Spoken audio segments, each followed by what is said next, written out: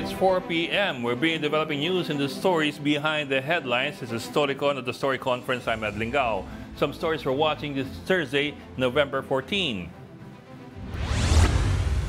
Signal number 5 lifted as Ophel weakens into a typhoon. Ophel made landfall over Bagao, Cagayan at 1:30 p.m. today. Signal number 4 is up over parts of northern Luzon. Meantime, Tropical Storm Manny was last spotted 1,510 kilometers east of eastern Visayas. It's expected to enter the Philippine area of responsibility tonight and will be called Pepito. President Bongbong Marcos says his administration will not stop the International Criminal Court from investigating the Duterte drug war, but he stresses government will still not cooperate with the ICC probe. The president notes that the PNP is reviewing testimonies and statements, including those of former President Duterte, to see if there is enough legal basis to file charges locally. And an SWS survey showed 47% of Filipinos are optimistic about their quality of life improving in the next 12 months. This is a slight increase from the 44% in March. 40% of those surveyed expect no change. 5% anticipate life will worsen, while 8% did not respond. The survey was conducted September 14 to September 23. And joining us today, Storycon's resident political bagyo, Tito Ronald Llamas, na bumabagyo pa rin hanggang ngayon. Mas malakas yung bagyo sa Quadcom kahapon. Di ba? May hampasan pa ng mic eh. May ambahan pa eh. Ambahan pa lang. Napanghampasan yun. Eh kung hindi naawat, dinahampas ng mic, di ba? Kawawa sila ilan din. Meron pang sampalan, di ba? Meron pang sampalan eh. Pina-strike out sa minutes eh. Ay, yung ba yung sasabihin niya? Yung salitang sampal, pina-strike out. No? Tapos sinagot ulit ni Trillanes, pwede mo na akong sampalin, pumirma ka lang doon sa waiver, di ba? Ganun na yung level ng usapan doon. Parang Storycon lang. Grabe ka naman. Ibang ngiti ni Trillanes kahapon eh. At teka. Ang ating tita ng Philippine Star. Daldal mo eh. Ako pa ngayon. Tita Ami Pamintuan ng Philippine Star. Tita Ami, kamusta dyan? Ikaw ba'y nag-enjoy kahapon? Mga enjoy kayong dalawa kahapon ha. Happy afternoon, Ami. Grabe naman kasi kahapon eh. Akala natin yung umaga fireworks na eh. Yung pala sa hapon pala yung fireworks. Umabot hanggang alas 12. Grabe Gusto pa ituloy. Grabe. Yung mga subuko, yung mga congressman, di ba? Gusto pa ituloy eh.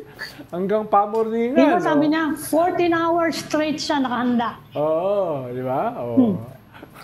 Matindi si Tatay Luz eh. Ilang taon na siya? 79. 79? Oo.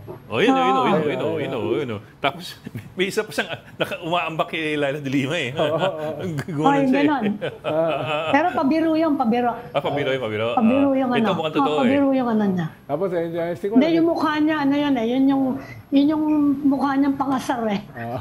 Yung ganon. Tapos umawat pa si Panelo, tsaka si Executive Secretary Medjal Dea. Yun tinuturo ni Medjal Dea si Father Plavi. Oo nga eh. Ano sabi doon? Ano kaya sabi doon, Father Plavi? Nagkasagutan. Si Father Plavi, kasagutan ni Medjal Dea? May bodyguard si Kwan eh. Si Laila sa likod, si Kit Belmonte. Si Kit Belmonte? Oo. Delikado bodyguard yan. Parang na. Kit Belmonte, delikado yan. Oo. Ibang karanasan yan. Si Attorney Jojo Garcia, nasa likod din. Tinignan ko ng martial arts yan, no college. Tito Ronald, si Kit Belmonte, ibang training yan. May tama lang baril sa dibdib yan. Pwede pa pag-usapan yung kanya nakaraan? Pinigilan kasi. Baka magalit sa atin eh.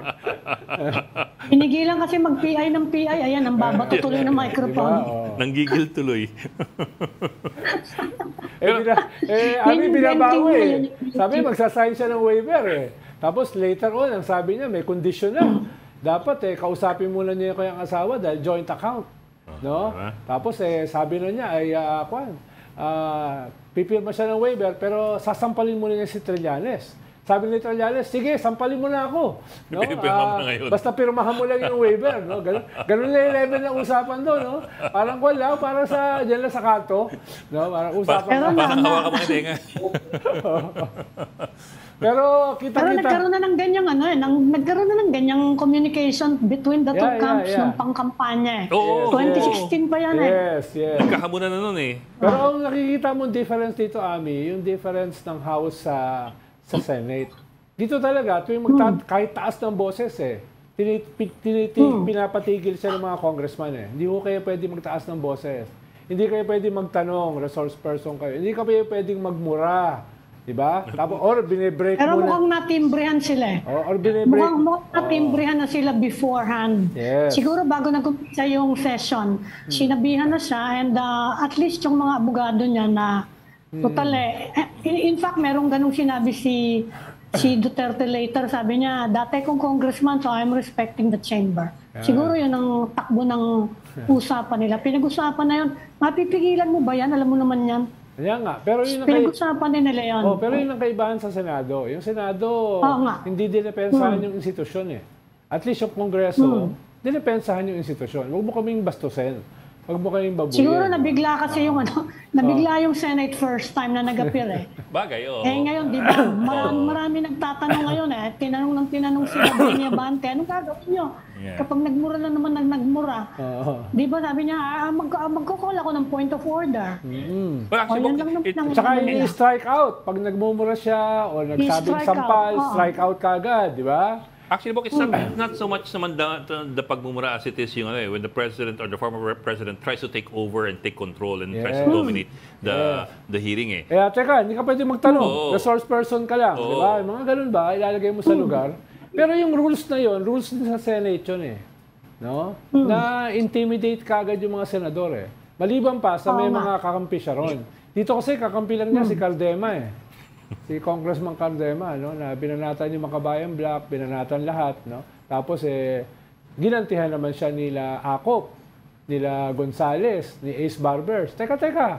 Napaka-self-righteous mo naman. Hindi lang naman ikaw lumalaban sa mga kalaban ng gobyerno, ah. Kami rin, di ba? Ginanon siya, natahimik tuloy. No? Tapos mukhang nagkasagutan pa si Nery Colmenares at si Ronald Cardema. Oo. Sa ano? Galing pa sa CR yun. Siya talaga kagabi.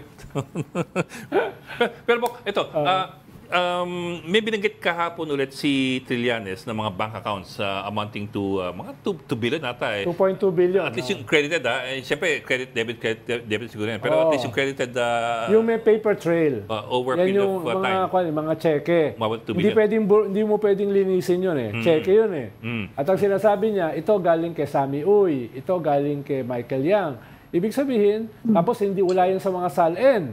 Wala sa mga SALN. Kaya but I mean to ask this kasi it's not the first time that he brought up these accounts. He brought this up 2016 pa or 2017. In fact, he also mentioned that in the... In fact, natatandaan ko, Ed, ang explanation dyan, mga contribution daw yan sa kampanya. Alam mo naman itong problema sa campaign finance natin. Ang hirap-hirap i-account, di ba? Tapos ang explanation noon, ng tropa nila Duterte niyan, maraming ganyan, maraming nagpasok-pasok pero may lumalabas. Yun ang sinasabi nila. May pumapasok, may lumalabas. Ang hirap-hirap sundan kung ano yon. Pero yan yung explanation nila noon. Pero usually yung mga bangko, may record yan. Yung pumasok tsaka lumabas. Iaamla mo lang yan. Nako, good luck trying to open the account sa bangko. Iaamla mo lang yan. Tapos ikalawa, ay dahil hindi na ikaw yung presidente, pwede nang buksan yan. Nung presidente ka, baka hindi. No? Dahil takot yung mga baka bangko. Baka yung bangko humarang niyan. Sabihin, amindaan nyo muna yung bank secrecy law. Yes, saka yung AMLA. Medyo kakabahan sa presidente. Pero Ron, this is what I meant to ask eh. Kasi binanggit din to sa hearing ang sabi ni Trillanes, these same accounts were affirmed by then Deputy Ombudsman Arthur Carandang. Who was tasked by Conchita Carpio Morales, then Ombudsman, to investigate Trillanes' tinanggal daw charges. And then, first he was suspended and then removed by Malacanang. Yes. And that in itself was controversial. That's why we're also trying to get either Carandang or Morales hopefully in the show, if not today, tomorrow. Ami, baka may konta kayo. Maganda to ask. Subukan namin siya. Kasi supposedly Carandang affirmed or confirmed that the bank accounts existed based on an AMLAC record that he was able to secure daw. Yeah. Kailangan kunin nyo yan sa AMLAC. At saka, At saka kailangan yung bangko. At saka may mga pangalan Kailangan yung bangko. yung mga cheque, may pangalan. Pero ito po, Halimbawa, Yan na nga. ito galing kay Sammy Uy. Talagang kwan yun, Saka suspected drug kailangan lord. ng actually, in-acknowledge ni Duterte na contributor niya si Michael Yang eh. Oo. So, kailangan malaman anong period ba yan, kung kailan yung total na yan na sinertify, tapos may lumabas ba dyan, ganun eh. Yan ang problema dito sa pagkampanya natin sobrang mahal, di ba? Talaga inaabot ng bilyon-bilyon eh. Yeah. Pero- Pero kagabi, sabi rin niya, wala ako siyang pamasahe, kaya sasagutin na ng Quadcom Hindi yung na, tapos na ang kampanya. sasagutin na ng Quadcom yung kanyang pamasahe. hindi lang yun. Tapos sinabi rin, Sasagutin ni Hero Hindi, ng pero, Llamas yun. pero sinabi rin niya na ang liit niyang 2.2 billion. No? Dahil maraming negosyo ako tsaka asawa ko. Sabi ni Trillanes, ba't humihingi ka ng pamasahe rito? Kung ganyan karami yung iyong pera. Inamin kasi niya kagabi na maliit yung 2.2 billion sa kinikita ng kanyang asawa. No? So, madali naman i-check yun eh. Galing ba yan sa negosyo? Galing ba yan sa contribution? So, marami siyang contradictory statements kagabi na pwede Talaga. pwede siyang singilin doon. Katulad nung sinabi niya na hindi siya nagpa-plant ng evidence. Pinakita ni may video kagad si pinakita Dan ni Dan Fernandez. Fernandez yung video na sinabi niya na nagpa-plant siya ng evidence. Na-impress ako doon, Bok. Diba? Na-impress ako doon. Oo. So, ganun lang ipapakita nila yung kanyang statement at saka yung kanyang statement nung siya ay presidente. Halimbawa, nung sa Senate, sabi kasi niya ay ang bala ko dyan sa mga drug user, addict ay i-rehab. Pero meron siyang video na sinabi niya, hindi na kayang i-rehab yung mga drug addict dahil nasunog na yung utak. Hindi lang yan. I will kill, Hitler killed 3 million Jews. Yeah. Mali ang number, but Yeah. anyway, I will kill 3 million addicts. 3 million addicts. So, yung mga ganun ba na... Pero sasabihin naman ni Digo, hyperbole yan. Hyperbole. Yan na nga. Kaya Inulit na kailangan naman- merong written statement.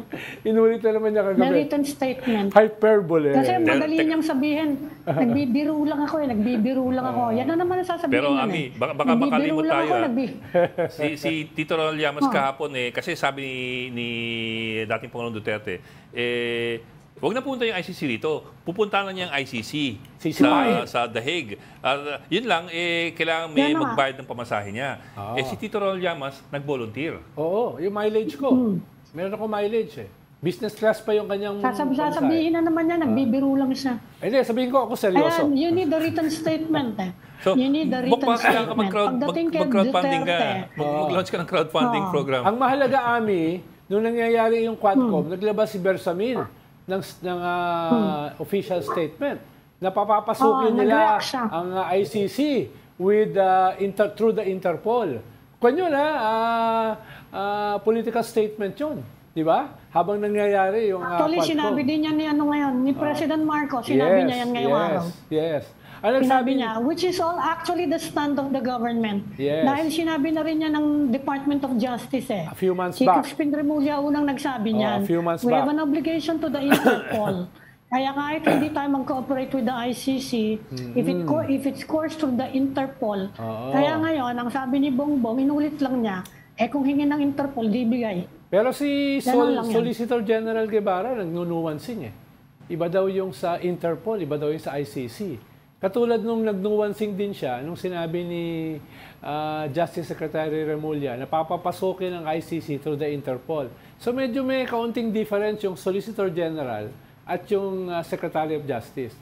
Ito kasi very Basta clear. nagsalita na si Bongbong, Yun na yun. Yun na yun. nagsalita na Presidente, that's it. Yun na yun. But in the end, Bok, it's the implication that matters. The point is that simply said, Bersamin yesterday was saying, domestic law enforcement agencies shall be bound to accord full cooperation to the Interpol. Yeah. Kaya kung pupunta si Digong sa ICC, sa Den Haag, sasamahan ko siya para protektahan. Protektahan? Oo. Ikaw pa? Tapos babayaran ko pa yung pamasahe niya. Gamitin ko yung mileage ko. Ikaw ba, Ami, marami kang mileage? Sa Kwan? Wala. Wala.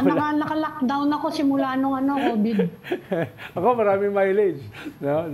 Kaya bibigyan ko na siya ng pamasahe. Sasamahan ko pa siya bilang protector. Dahil si ex-human rights lawyer Harry Roque, hindi na siya pwedeng ibigyan ng protection dahil tatago eh. So ako na yung papalit kay Harry Roque. Sabi nga sa'yo, Tito Ronald, mag-crowdfunding ka na, magsimula ka ng... Paano ba yun? Paano ba yun?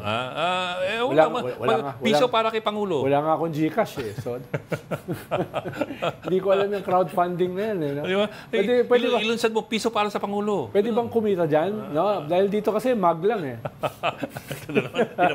Tinamahan naman tayo. Ikaw talaga.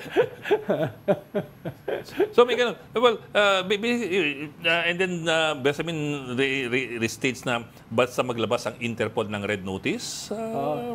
Actually, logical naman yun dahil wala namang enforcement arm ang ICC. So they have to use with the National Security Council ng actually, even Interpol is Interpol does not have any arresting powers. Yeah, that's Interpol. No, they will coordinate with our police. Yeah, they will ask our police to dahil do our it. police is a member of the Interpol. Ganun yun eh. Diba? At sinabi na ng PNP rin, may statement din ngayon, they are ready to assist the ICC through the Interpol. Yes. So kung sakali magkaroon yan, sigurado na yan, ibibigay siya sa Interpol. Pero nung sigurado na yan. Pero nung January, February 2023, very clear yung posisyon ng Justice Department at saka ng gobyerno. Hindi makakapasok yan. No? Kahit anong mangyari. Yung ICC. Yung ICC. Hindi makakapasok yan. ICC, consistent naman sila, yung ICC. Pero hindi makakapasok. Pero late last year, sinabi naman ni... Pwede na silang pumasok as tourists. Alam mo yun? November yun. Gibara. Hindi, si Boying. Si Boying ba yun? Si Boying. Pwede na silang pumasok as tourists. Tapos, a month later, sabi ni Harry Roque, sinasabi na nga namin, itong pagpasok ng ICC, na nandito ngayon, alam, pumunta yung ICC noong December eh. Nandito ngayon. Ang nagpasya niyan ay si President Bongbong Marcos. Hindi si Speaker. Which is probably true. Oo, yan. Di ba? Hindi, ang posisyon naman kasi ng gobyerno, meron din silang ano eh. Hindi mo sila pwedeng pigilin, hindi ka magfo-formal cooperation. Oh, pero kung pupunta sila dito, hindi mo naman mapipigilan yung turista. Hindi tayo membro Pagdating nila dito, ay nagkabanggaan lang naman sa luneta siguro, at yung mga witnesses, hindi mo mapipigilan yan. It's not a formal cooperation. Tama. Pero, Tito Ronald, baka magandang, total December pa naman yun eh, kalahating, patapos na nga yung taon eh. Pa isang taon na. Baka pwedeng ikwento mo sa amin nangyari nung bumisit ang ICC dito. Kinausap nila sila Juan, sila Senator, no? Kinausap bigyan mo na detalye kasi, isang taon na rin eh. Kinausap we have very, very little detail as to what happened. Kinausap yung mga abogado, no? Kinausap yata si Sentry, no? Kinausap yata si Sen Laila, no? Okay. Kinausap yata yung mga pamilya ng biktima, no? These are investigators. Yes. Investigators pumunta mismo. rito. Yung Marites nga, nandito na uli. Ano Marites? Yung Marites, nandito ngayon ang mga ICC. Marites pa lang. No? Currently, they're here? Yeah, chismis pa lang. Hindi naman confirmed. Siguro kinukuha yung transcript ng Kinukuha yung transcript ng confirm. Baka nilalatag yung pagpasok ng pwede mong email ang transcript. Hindi, yung transcript ng yung sa Quadcom and yung sa Blue Ribbon Subcommittee. Actually, diba, sinabi naman ng mga lawmaker, it's open to everyone, you can access it. Actually, may copy na sila. No? May copy na sila, napadala na sa kanila. Kahit tumututol si Bato. Sabi ni Trillanes, siya nasabi niya. Kahit tumututol si Bato. Public document yun eh. Yeah. Public document it's a public document. And the video is also there. Kahit Philippine Star, pwedeng kumuha ng copy nun eh. Yun nga sabi ng Quadcom, di ba? I-access nyo na lang, totally sa public record. It's a public document. Pero Tito, as far as you know, nung December visit ng ICC dito, did they meet with any official government? No. No. Puro private citizens? Yes. Puro or ex-politicians. Well, yeah, of course. Like Lala de Lima and Trillanes. Yan naman ay nabalitaan ko lang naman sa isang bubuit. yung ngayong entourage, what is this supposed to do? Ay, hindi. Ko lang naman yun. Marites lang. Unconfirmed. Yung Marites nga sa'yo, Philippine Star na yung mag-confirm. Ano ginagawa nila dito? What are they doing here right now? Well, gathering ko lang. Tinaasan kasi nila yung ante. Doon sa dati kasi nilang ante, probability na ma-convict. Ngayon, ang tinaasan na nila, ang kanilang tinaasan ngayon, certainty of conviction. Kaya, ayun. Yung threshold, kumbaga. Threshold. So, iniipon na nila. Threshold for the release of warrant of arrest. Yes. Usually kasi sa ICC, dati probable cause it's about probability. No? Ngayon, tinaasan na nila. sa tulong ni Digong. Sa tulong ni Digong na nagsasalita, extrajudicial admission. So for all you know, they were here in the country watching developments in the House, maybe over TV, while in the Philippines. Could be. O kaya gusto lang nilang kumain na suman. Lechon. Yun. Gusto nang magmarites. Dahil pwede naman daw pumasok as tourist, di ba? But I wonder how they would have reacted when they saw yung nag-aambahan yung mga tao. Enjoy sila. Enjoy sila, di ba? Ngayon lang sila siguro nakakita. Siguro, nangangawit na siguro si President Duterte gabi na eh. Kaya gusto lang gumalaw-galaw doon. Tapos, ang sagot nito niya, natawa talaga ako sagot nito, di sampalin mo na ako, papasampal ako. Basta pirmahan mo lang yung waiver.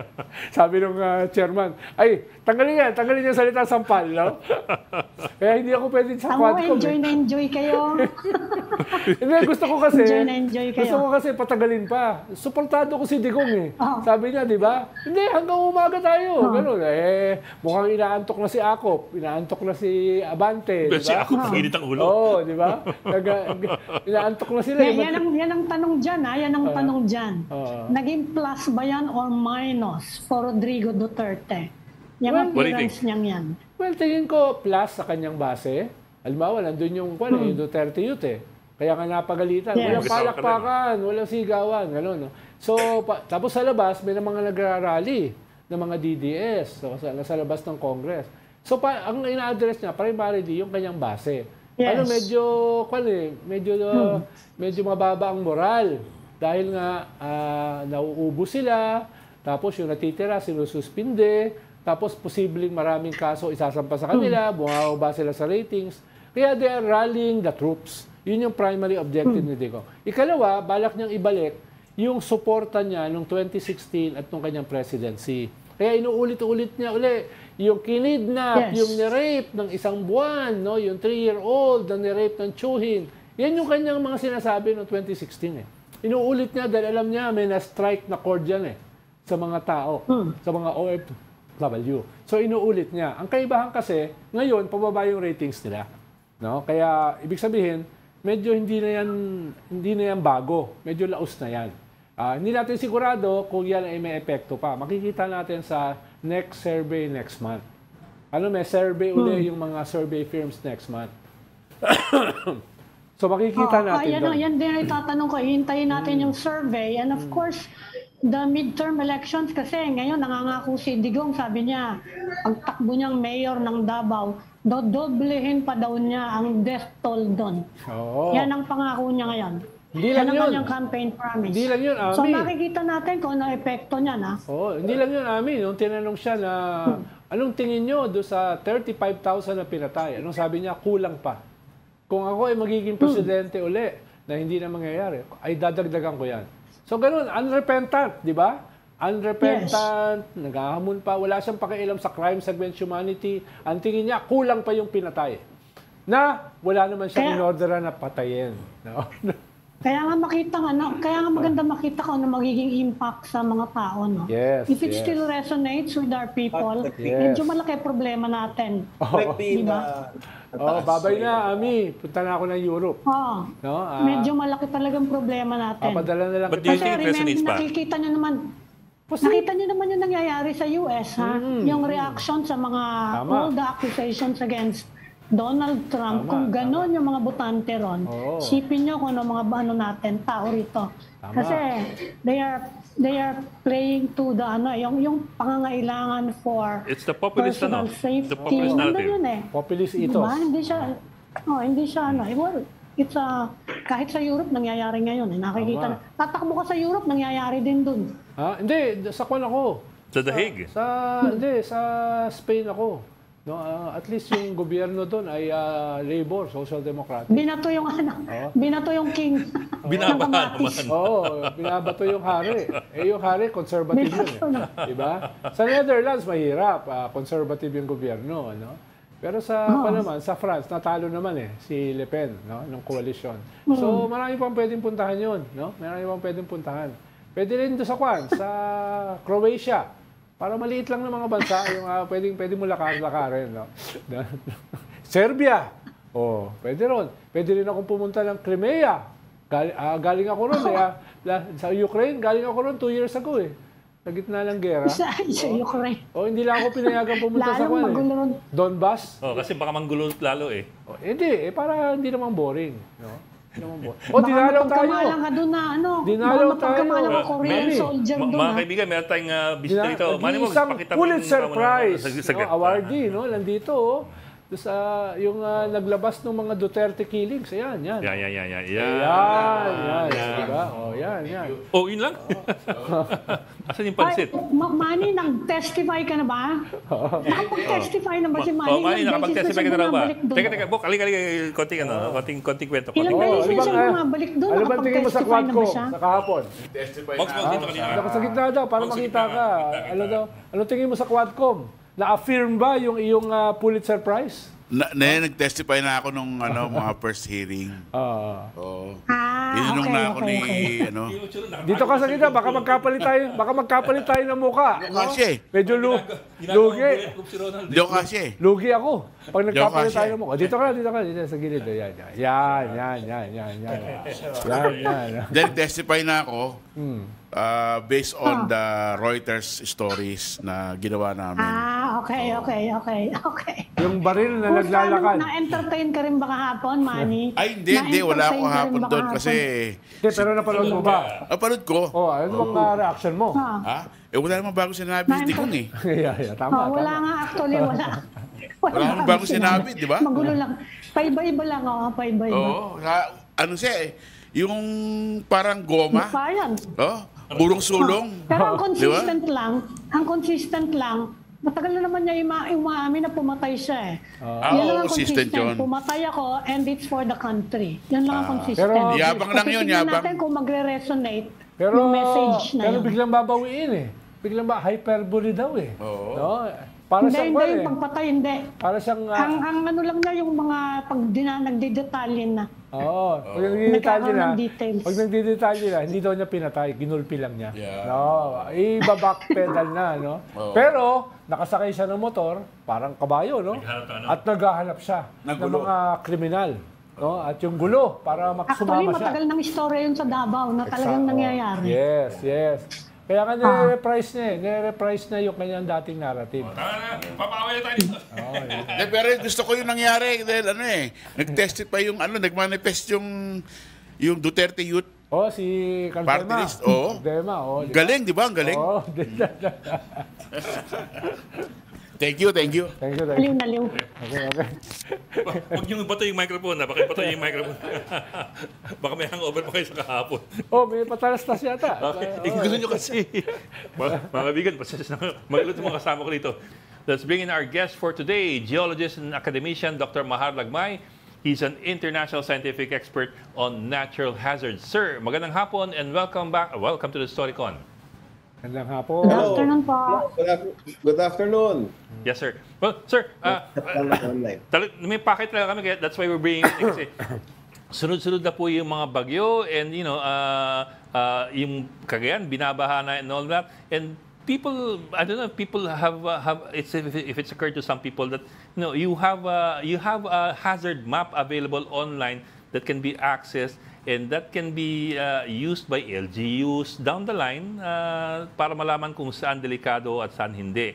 Lalo na puro kalamidad ngayon ang parating. Yes, bakit may hazard map tayo pero marami pa rin namamatay sa landslides, no? Marami pa rin namamatay sa flash floods. Dapat, di ba expected na yung mga lugar na yan ay very vulnerable sa ganyang klaseng mga natural calamities? Oo, bali kasi merong mga may mga maps na ginawa kami under the DOST flagship program for disaster risk reduction starting in 2012, no. So sinubukan namin ayusin yung mga flood maps at nilagay namin sa noaa.up.edu.ph. Yes, sir. That's one here. Available. Can you hear me? Yes, sir. Yes, sir. Yes. We have it right now behind us on the board. Yes, they're still available. Pwede na natin gamitin yon sa noaa.up.edu.ph. Know your neighborhood, kumbaga. Just click the place where you are in. or the address where your house is or your office or wherever, makikita mo na yung flood hazard maps, yung landslide hazard maps, at saka yung mga storm surge hazard maps dyan. No? Ngayon na may warning ang Pag-asa na may parating na bagyo, pwede natin gamitin yan. Ano? Tignan na natin ngayon bago pa magbaha. Actually, you should have done this siguro mga a month ago or 2 weeks ago para makita natin kung ligtas ba o hindi yung ating lugar. No? And these are very detailed maps. Yes, sir. No? Barangay level, street level, nakikita mo. So, yung mga maps na yan, sinubukan natin ayusin yung mga dating maps that were created in 2004 na iba ang methodology. And these are the the government maps that are being used by our LGUs. Magkaiba yung methodology, you can take a look at it, iba yung itsura ng mga mapa. Lahat nakakulay. So in short, parang ang concept kasi nung NOAA was that the business of hazards mapping is not just to map out the hazards, but really to identify the safest places in a given area. Okay. So ngayon, ang ginagamit ng karamihan ng LGUs, yung mapa na nakakulay lahat. Diba? So, yun ang ginagamit. So, that probably answers your question, Ronald. Yeah. Bakit nandun pa rin sila? Siyempre, meron din may mga issue din dyan na matagal na sila before these maps were created. They don't want to leave that place kasi may value yung land, may sentimental value din yung land. No? Pero hindi naman pinapaalis ng tuluyan eh. Siguro long term, siguro kailangan lumikas o umalis. Pero short term, ang sinasabi, pag may sama ng panahon, katulad ng OFEL, padating at malakas ang forecast ng ulan doon sa lugar, tignan itong mapang ito sa noaa.ub.edu.ph, know your neighborhood, tignan kung kailangan kayong lumikas doon sa lugar na puti, o yung puti na yun, yun yung mga lugar na pinakaligtas sa inyong komunidad. Yeah. Pero sino ba ang dapat naming sisihin, Prof, kung hindi gagamitin itong hazard map na ito? Halimbawa, si Manny Mogato, magtatayo ng bahay sa tabi ng bulkan. Linaw-linaw naman na hazardous yun. Diba? Dapat paalisin talaga ng gobyerno yun. Unawaan naman natin yung sentimental value, pero mahirap maging sentimental kung patay ka na sa bulkan o sa baha o sa landslide. So, dapat merong power ang gobyerno, di ba? Para ito ay ayusin at i-implement. No? Actually, marami tayong mga batas. In fact, yung mga guidelines natin, parang sinasabi, kailangan ginagamit natin yung ganyang klaseng mapa. No? Pero ang problema natin sa implementation, di ba? Exactly. Kung sisisihin natin, baka lahat masisi. Di ba? Okay lang yun. Dapat tayo sinisisi din natin yung sarili natin kung hindi natin tinitignan yung mga panganib sa ating neighborhood, sa ating subdivision. Tama. Diba? Kasi ang problema lang, Prof, palagi sinisisi ng gobyerno, ng mga LGUs, yung mga tao mismo. Ayaw nila umalis Sabihin gano'n, di ba? Laging sinasabing gano'n. Ano naman ang role ng gobyerno? No? Dahil lagi sinisisi lang yung mga tao Oo, pero hindi, meron din responsibilidad yan. Dapat, kung halimbawa, wala yung hazard map, no? At yung hazard map na yon ay kulang. Halimbawa, dito sa coastal areas ng Taal, lahar ang pupupok doon sa Agoncillo, sa Lauret, sa Talisay. Puros lahar yung mga yon. Wala tayong lahar hazard map, no? Pag wala, dapat tatanungin ng mamamayan doon sa mayor. Nasaan na itong mga hazard map na ito? Pag wala, yung mayor na maisagot, tanungin doon sa gobernador. Nasaan na yung mga hazard map? Yung gobernador at yung mayor magtatanong doon sa mga mandated agency. Nasaan na yung lahar hazard map ng coastal towns of Taal? Puro lahar ang tumupok doon. Wala tayong lahar hazard map. Dok, Mr. Lagmay, meron bang mga studies din? Meron din, you're a scientist, meron din bang mga studies na suggesting the best human intervention para lang for disaster mitigation? Kasi may mga nakausap na din kami. Halimbawa dyan along the Cagayan River, yung mga taong nakatira dyan, alam nila na laging binabaha. Pero hindi sila umaalis doon Kasi daw, sabi nila, napaka-fertile nung area yon. Doon sila nabubuhay sila sa ilog, saka doon sa mga tanim nila. Kaya kahit alam nila na hazardous, hindi sila aalis doon, kahit sila paalisin. Ngayon, meron ba mga studies na pwedeng gawin? Halimbawa, merong isang LGU, I remember dyan sa around the Cagayan River, na nagtanim ng parang yung parang maraming mga puno na para lang mabawasan yung bagsak nung, halimbawa, pag biglang tumaas yung flood, hindi ganun siya ka-destructive. Meron bang ganung study just to guide? Kasi we are in an archipelago na puro river, puro bundok, talagang landslide dyan, puro baha, puro talagang high risk talaga maraming areas eh. Meron bang mga possible interventions na pwedeng gawin na apart from, of course, yung emergency evacuation? Dagdag lang sa tanong ni Ami, Doktor, no? Halimbawa, dati sa Pasig River, ang daming squatter sa gilid niyan eh. So, kinuha niyan, tinanggal ng gobyerno at nilagay sila sa relocation site sa Montalban. No? So, may mga ganun naman na pangyayari. Ngayon ba ay may ganun pa? Dahil alam ko may powers ang gobyerno na tanggalin yung mga tao sa mga dangerous, hazardous areas at bigyan ng ibang relocation site. Ibang usapin na kung babalik pa sila. Pero may ganung powers at may ganung resources ang gobyerno. At nakita ko yan doon sa Pasig River na ang daming mga squatter sa gilid. Kaya ang dami namamatay pag may bagyo eh. Pero yung tinatanong ko is man-made intervention. Yung mga structures na pwedeng gawin or kapareho nga nung pagtanim ng puno apart from emergency evacuation. Ano bang pwede? Meron na bang ganong studies? Unahin ko na muna yung kay Ronald kasi mabilis lang sagutin yung kay Ronald. Yung kay Ronald, in fact, nasa water code yan. Dapat bawal yung merong easement yan. Yes, Dapat bawal yan. Pinagtayuan. No? So, dapat ini-implement yan. Pero there are other considerations. Kung ang tanong ay kung may powers, merong legal basis para gawin mo. Okay, papunta naman ngayon tayo yung mga interventions. Normally, pagka pinag-usapan natin yung flood control, ang nasa isip na agad natin ay concrete, di ba? Mga dike, mga infrastructure. Pero tinatawag na soft solutions, no? Hindi lang hard solution. Yung mga soft solutions, kasama dyan yung making room for the river, wag mong tatayuan ng mga subdivision or mga development sa gilid ng ilog na sadyang binabaha, yung mga floodplains na tinatawag. Tapos yung mga easement, dapat make sure na hindi yan, yung tanong ni Ronald. Parating violated yan, sir. Hindi yung water code. Tapos, ang other nature-based solutions ang tawag. Taniman yung mga bundok, gawin mas vegetated, maraming puno. Kasi yung mga puno, nakakapagbawas ng yan kasi ina-absorb niya. At kapag marami kang puno, yung erosion much less. Kasi pagka malakas ang erosion dahil walang puno, saan ba napupunta yung eroded material? Siyempre, doon sa ilog.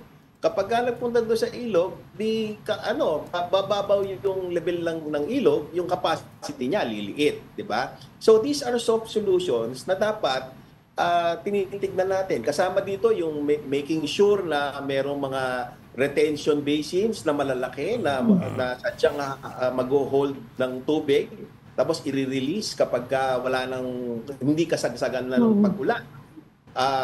Marami yan. Tapos pag merong tinatawag na residual risk pa na talagang wala ng mga other solutions, no, sa planning hindi makukuha, tsaka tayo magtayo ng mga hard infrastructure. Doon tayo pupunta ngayon sa hard solutions katulad ng mga dike sa ilog. Pero pagka gano'n ang ginawa mo, inuna mo yung soft solutions, yung mga nature-based solutions, tamang pagpaplano, liliit yung gastos mo doon sa pagtayo ng mga infrastructure na konkreto. Pero kasi hilig na hilig natin, ang solusyon kaagad, flood control, concrete, dike, ganyan. So, dapat sa tamang pagpaplano, we should, siguro naman, sa tagal na ng panahon na alam naman natin na hindi nag-work palagi, di ba? Siguro, bigyan naman natin ng pagkakataon yung mga proposition ng mga ibang tao na subukan naman natin yung soft solutions bago tayo mag-isip ng hard solutions. Exhaust muna natin yung nature-based solutions kasi mas mura lumalabas yun at mas sustainable. Napaupo ako, Doc, nung more than 12 years ago sa isang combination ng soft at saka hard dito sa Laguna Lake.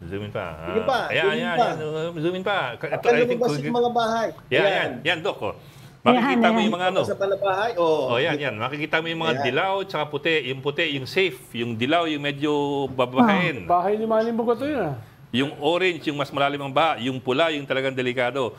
So makikita mo yung mga bahay ninyo, if you zoom in really well, yung mga kalsada kung saan na delikado kayo sa baha at gaano kalaking panganib sa baha. So, this is available. It's free. Walang registration, di ba? Di ba, Doc? Oo. Wala. Di kailangan- Naniniwala kami sa open access and open data. Hindi kailangan ng kwan dyan, Gcash. That's for flooding. Meron pa siyang for landslide hazard levels. Landslide. Ito.